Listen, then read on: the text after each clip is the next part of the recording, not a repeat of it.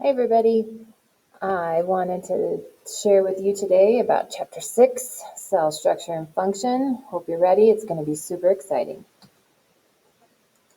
So, the first thing that you need to know is that there are two different types of cells that we have in our world. One is prokaryotic and one is eukaryotic. This is a Venn diagram that goes through the characteristics of both and the similarities, which are here in the middle. They both have DNA, even though prokaryotic DNA is circular. It's both double helix and has A's, T's, C's, and G's. They both have a cell or plasma membrane. They both have ribosomes, which help to make proteins. They have the cytoplasm, and they also have a cytoskeleton. And then prokaryotic, which are like bacteria, have no membrane-bound organelles, like a nucleus, mitochondria, ER, anything like that. They're smaller. They evolved first on our planet. They're less complex, and they're all single-celled. And bacteria like E. coli and Salmonella, those are all examples of prokaryotic cells. Eukaryotic cells are what you have in your cells. They're much more complex. They have membrane-bound organelles like a nucleus, chloroplast, mitochondria, everything you're going to learn about in today's lecture. They evolved from prokaryotic cells, which we'll talk about. They're larger. They can be singular or, like you, they're multicellular. So go ahead and pause the video and write this Venn diagram down in your notes. So this is an example of a prokaryotic cell, like a bacteria. So it's got its DNA, it's got cytoplasm, it's got a flagella, it's got a cell plasma membrane, and then outside of the plasma membrane is usually a cell wall. So this is an example of a eukaryotic cell. So you can see how much more complex it is. Here's your nucleus, here's your cytoplasm, and here's your cell membrane. But then also there's all these other organelles in here that we'll talk about today in the lecture. Okay, so here's a drawing of a plasma membrane. So you have protein pumps, which we have a whole chapter on cell membranes, so we'll talk lots more about them. You have your lipid bilayer. Remember, your heads right here are hydrophilic, and then the tails are hydrophobic. So this is the arrangement. It's a lipid bilayer. You have recognition proteins and receptor proteins that are on the outside of a cell, right, to recognize different hormones and things that cause a reaction in the cell. And then you have protein channels that go across the bilayer. These are transmembrane proteins because it goes across the bilayer. We'll talk much more about them in the next chapter. Okay, so lipid bilayer is said to be fluid. So what does that mean? Fluid means that the phospholipids and the proteins are constantly moving around each other, depending on what the cell needs. It's also referred to as a mosaic, which if you think about art is small pieces put together to make a bigger picture with all those small pieces. So the reason why the cell membrane is described as the fluid mosaic model is because you have proteins and phospholipids, and those make up the membrane. They're always moving and adjusting, and the membrane is like your mosaic, made of lots of little pieces put together. The function of the cell membrane is that it controls what goes in and out of the cell. We'll learn about that again next chapter, and it's what's called semi-permeable. So semi means partially, and permeable means things can go through it. So it allows certain things to go through and not others. So ribosomes, which are found in prokaryotic and eukaryotic cells, are made of rRNA in the nucleolus, that's in the nucleus. And the function, you may remember, is to make proteins. So it has two sections. It has a large ribosomal unit and a small. And then here's your mRNA that goes through, and then you have your polypeptide chain that gets made. So prokaryotic cells, they are divided into two groups called archaea and bacteria. They are huge amount of diversity, and if you notice, these two types of bacteria, this fascinates me, are as different from one another as we are from bacteria. So the bacteria like E. coli that go in this category are as different from the bacteria that live in like the hydrothermal vents as we are from bacteria, and this is found by their DNA. So in recent years, they've been able to look at how different these are. Like I said earlier, in prokaryotes, their DNA is circular, and it's enclosed in what's called a nucleoid, which is just a place in the cell that has the DNA. There's no nucleus because they have no membrane-bound organelles. They're small, like I said before, simplest. They do have ribosomes because they need to make proteins just like other cells.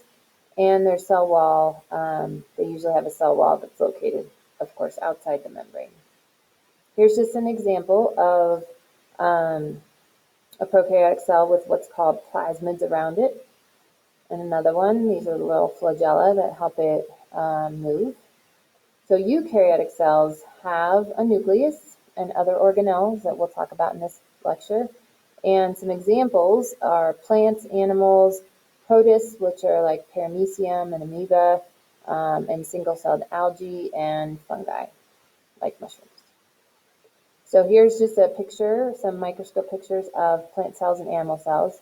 So plant cells have this huge vacuole, central vacuole that stores water and other nutrients. And then you can see the chloroplast right here. Again, and those we'll talk about in a while. And then an animal cell is much more filled in. Here's your nucleus, and then there's lots of vacuoles and other organelles.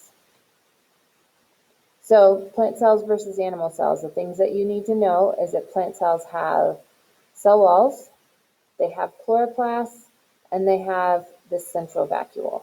The rest of the stuff, all these other organelles are similar, the same as in animal cells. Animal cells, the one organelle that they have that plant cells don't have is centrioles, and those are involved in cell division. And we're talking about the chromosomes being split up. They're the ones that make the spindle fibers that hold on to the chromosomes and split them during mitosis. And I always think of them as these churro-looking organelles. So the nucleus. It has a nuclear envelope, and it has pores in it, so little holes, so it can control what goes in and out of the cell, which is super important because if you think about it, that's where all your DNA is, and so it needs to control to make sure that no bad chemicals come in, because then the cell will die. The nucleolus is within the nucleus, and it makes the subunits of the ribosomes, which is rRNA, so like the large and the small subunits that I showed you before. Chromatin is a term to describe all of the DNA in the nucleus. And then a chromosome, like we have 46 chromosomes, is used to describe like one large molecule of DNA. So here's just a picture. You can see the cytoplasm. Here's your nucleus. So again, the structure is it's surrounded by the nuclear membrane with pores, and the function, because remember for all of these organelles, you need to know structure and function.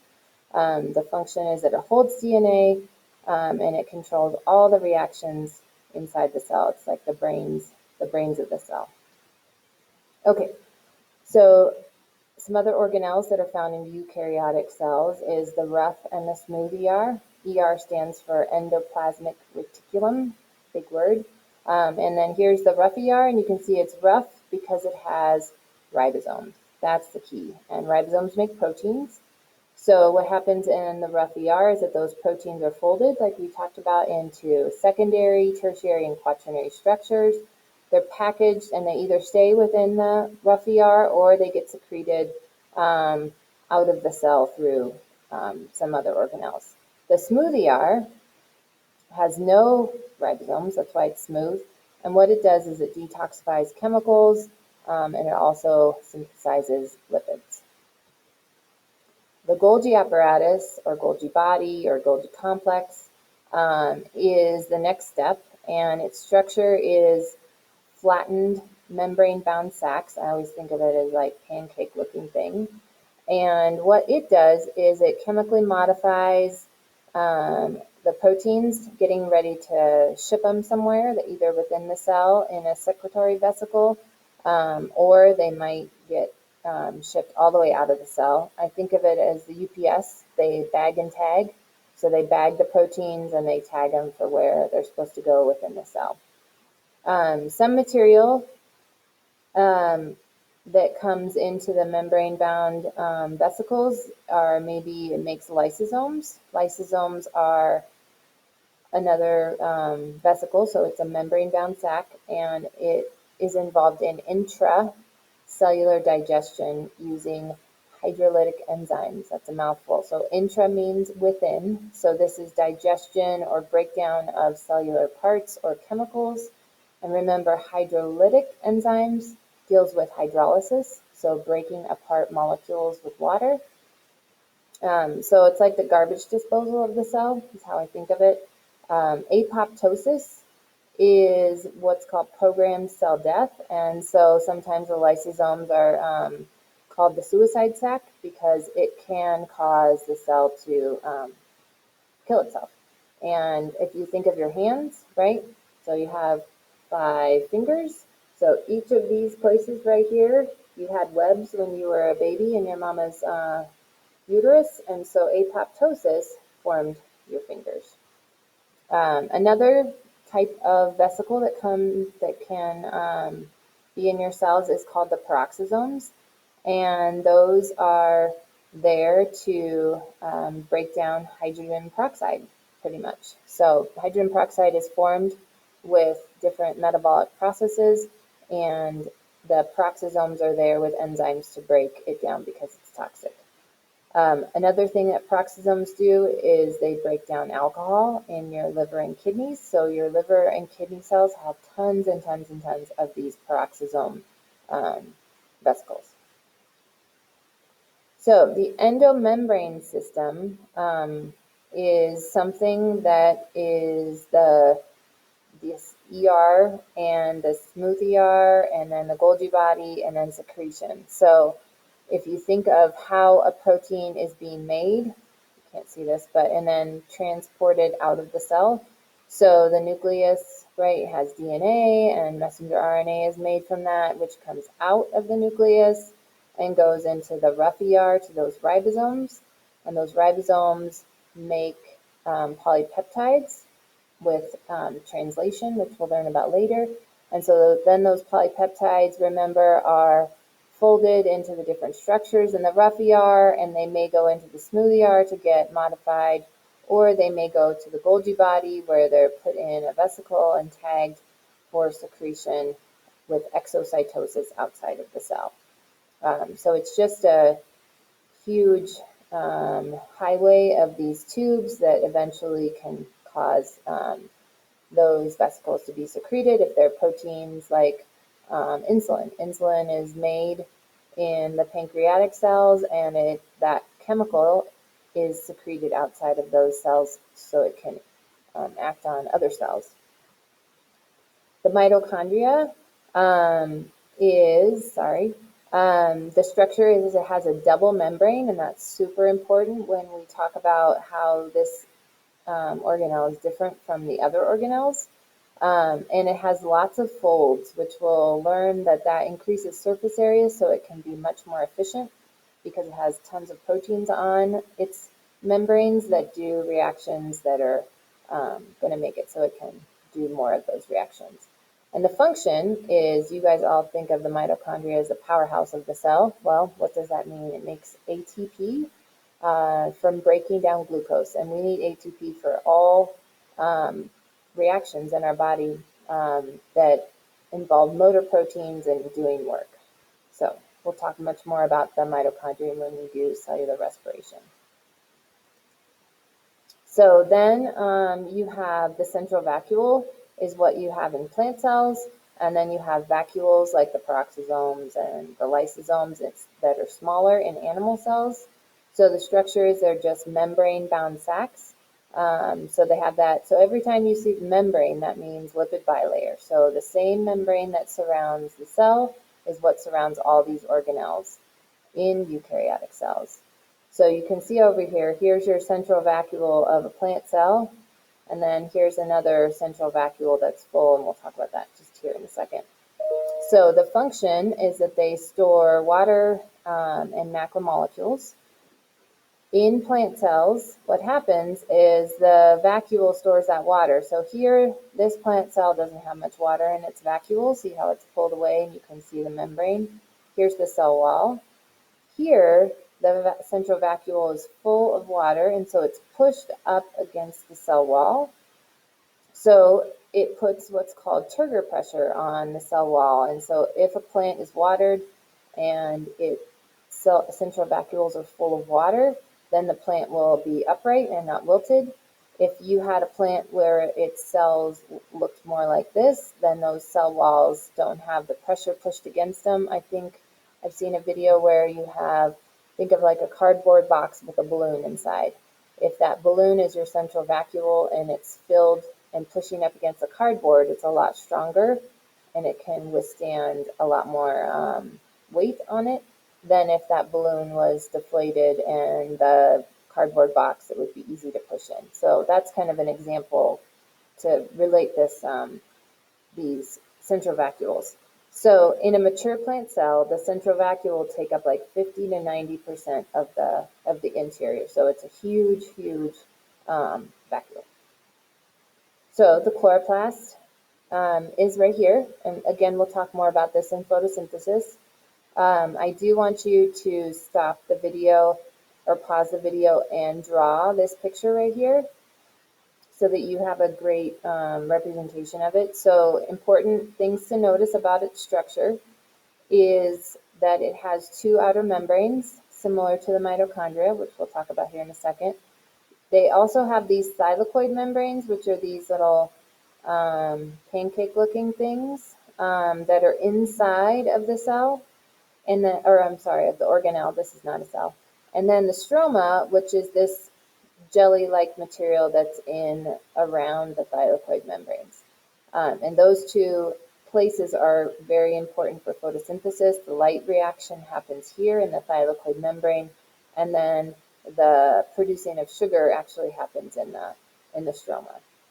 So the function of the chloroplast, if you don't remember, is to capture energy from the sun and use that energy to make glucose, right? And then we eat the plants, and that's where we get our energy as well. So how are the mitochondria and chloroplast like bacteria? So this is a super important topic, and they are really similar to the bacteria, in several ways.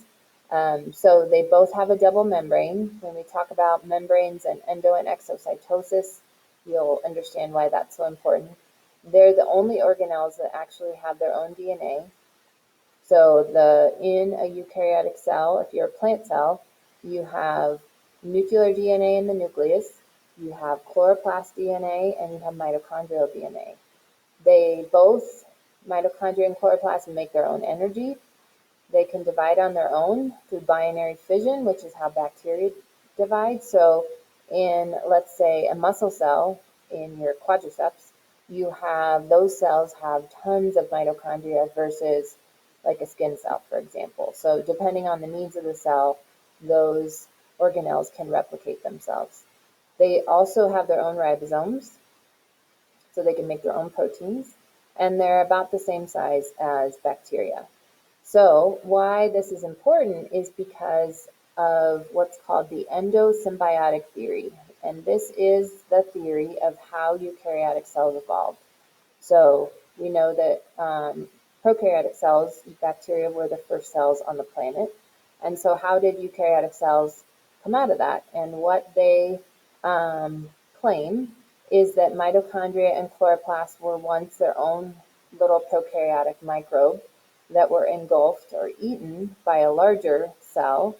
And instead of getting broken down, those mitochondria and chloroplast-like microbes lived in symbiosis with the bigger microbe and helped each other out. And so they have these different structures, which are different than any other organelle in the cell.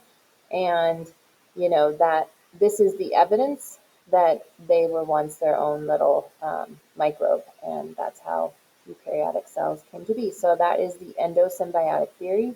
Um,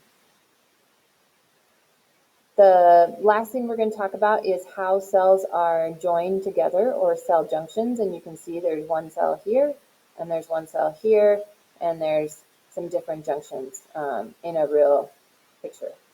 So here is a diagram of the different types of cell junctions in animals. So in plants, they're just called plasmodesmata. And so the junction is, how are the two cells connected? So in plants, it's just called plasmodesmata. In animals, it's a little more complex. You have a couple different types. You have tight junctions, which are right here.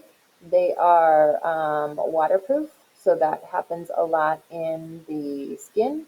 It also happens in the stomach, because you don't want those acids that are in your stomach to get to other parts of the body. The second type is adhering, or desmosomes. Oh, I think I spelled that wrong. I apologize. So those are stretchy. So again, in the skin, it could also be in the stomach. It could be in the urinary bladder. So anywhere that the cells need to be able to stretch in the heart. And then the final type is gap junctions, which are right here. You can see a close-up picture of that. And those are important in the heart. Those are only found in the heart, and it allows passage of chemicals between cells. So the cytoplasm is open between cells, so it's quick and fast communication, because it can just go through this little channel instead of going through the cell membrane, the extracellular space, and then the cell membrane. So it's much faster. So you have tight junctions, which are waterproof, adhering, which are stretchy, and gap junction, which aids in really fast communication. Some other cool things with cells are these pseudopods, which means false feet. And here's an example of an amoeba, and it is using these pseudopods to engulf a little bacteria that it's going to have for lunch. Cilia are located in different cells. So like in your respiratory tract, you have cilia that moves the mucus up or down. And then what is the only human cell with a tail? Well, I would hope you can see what this is. This is an egg, and this is a sperm, and that's the only cell that has a tail, so it can move and fertilize the egg. So the last topic is that we're going to do a couple labs on is, why are cells so small? So we're going to talk a lot about surface to volume, surface area to volume ratio. So make sure you jot this down. The volume of a cell determines the amount of metabolism in a cell. So if a cell is small, there's going to be less reactions, metabolic reactions in there. So there's going to be less need for food, and there's going to be less need for waste to get taken out of the cell. So the bigger the cell is, the less surface area there is per volume. So we want cells to be small, so that the diffusion of nutrients in, like oxygen and glucose, and the diffusion of waste out, like carbon dioxide, can go through the entire cell quickly and efficiently. So above a certain size, material can't be moved in and out of the cell fast enough for all those metabolic reactions. So that's why cells stay so small. So if you think of an elephant and its cells versus a mouse and its cells, you've heard the example, the elephant cells are the same size as the mouse, just it has more of them. So here is how you find the surface to volume ratio. So we'll do a lab on this with this chapter. So you find the surface area, you divide it by the volume, and as you can see, as you get bigger, that ratio gets smaller. So make sure you have that in your notes, that as the cell gets bigger, the surface area to volume ratio decreases. And so to have efficient diffusion of nutrients and waste, we need to have a small cell with a large surface area to volume ratio. And that's it. So if you need to, go back, jot some things down that you missed, and otherwise have a great day.